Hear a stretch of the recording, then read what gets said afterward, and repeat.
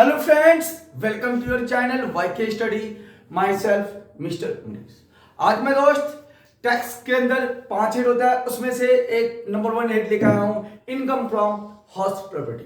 यदि आपको वीडियो अच्छी लगे तो लाइक कीजिएगा, शेयर कीजिएगा। जो न्यू व्यूअर्स है, आप सब्सक्राइब करने के बाद बेल आइकन को ऑल पर रखिएगा।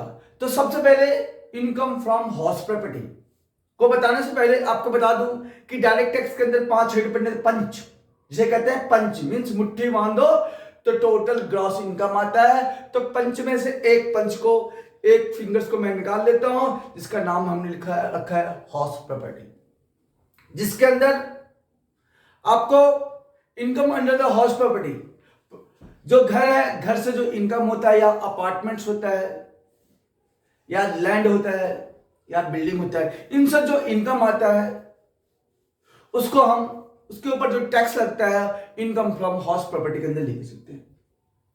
तो इसके ऊपर ध्यान रखना कि सेक्शन 22 अप्लाई होता है। क्या कहता है दोस्त? सेक्शन 22।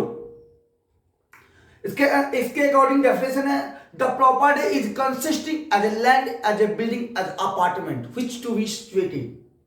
यदि कोई लैंड है, बिल्डिंग है, अपार्टमेंट है जो सिचुएटेड है, its income will be taken under the head house property। इसका इनकम किसका हेड में आता है? हाउस प्रॉपर्टी के हेड में आता है।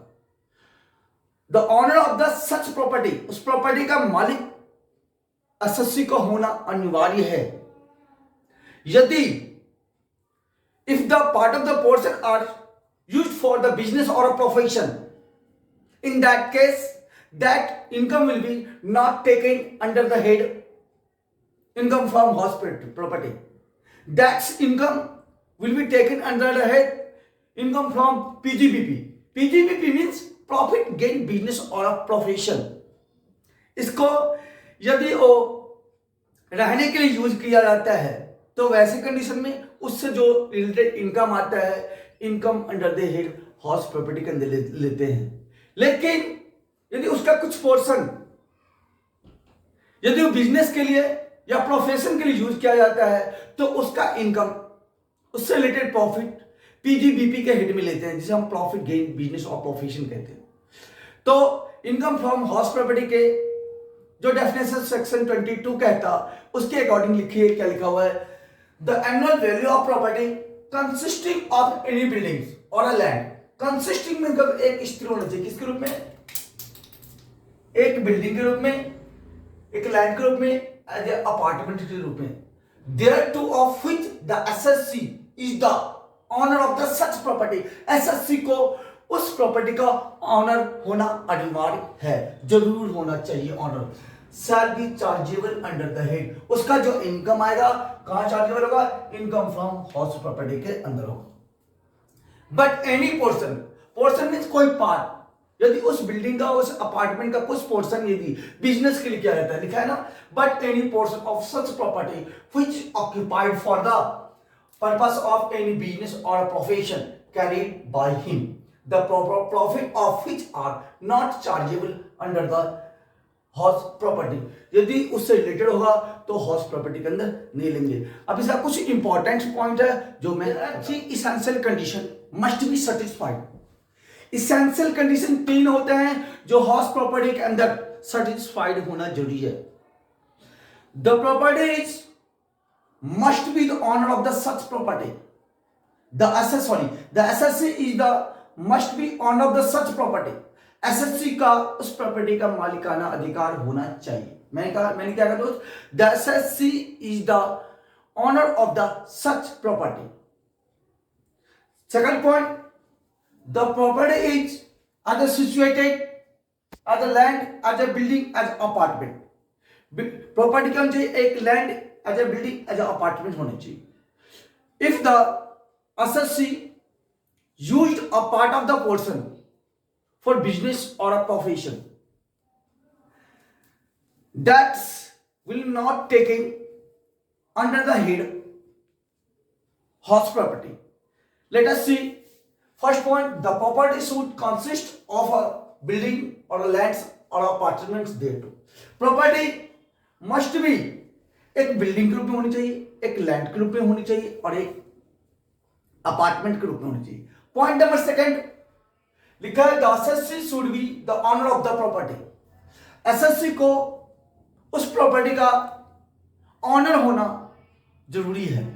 नेक्स्ट पॉइंट है the property may be use for any purpose but it should not be use by the owner for the purpose of any business or a profession carried on by him. उस property का use आप किसके द्वारा, honour के द्वारा business or profession के लिए नहीं होना चाहिए। यदि यूज करता है बिजनेस और प्रोफेशन के लिए तो वो पीजीबीपी के हेड में ले जाएंगे, दिखाएंगे पीजीबीपी के हेड में। अब हम बात करेंगे आपका किसको हम इंक्लूड नहीं करते हैं हाउस प्रॉपर्टी के अंदर, कौन सा इनकम। दोस्त यहां एसएससी कौन होगा, who is liable to pay the tax, जो टैक्स पेमेंट करने की योग्यता रखता है वही एसएससी होता है। Owner of the such property, property के जो मालिक होगा दोस्त वही तो एसएससी होगा।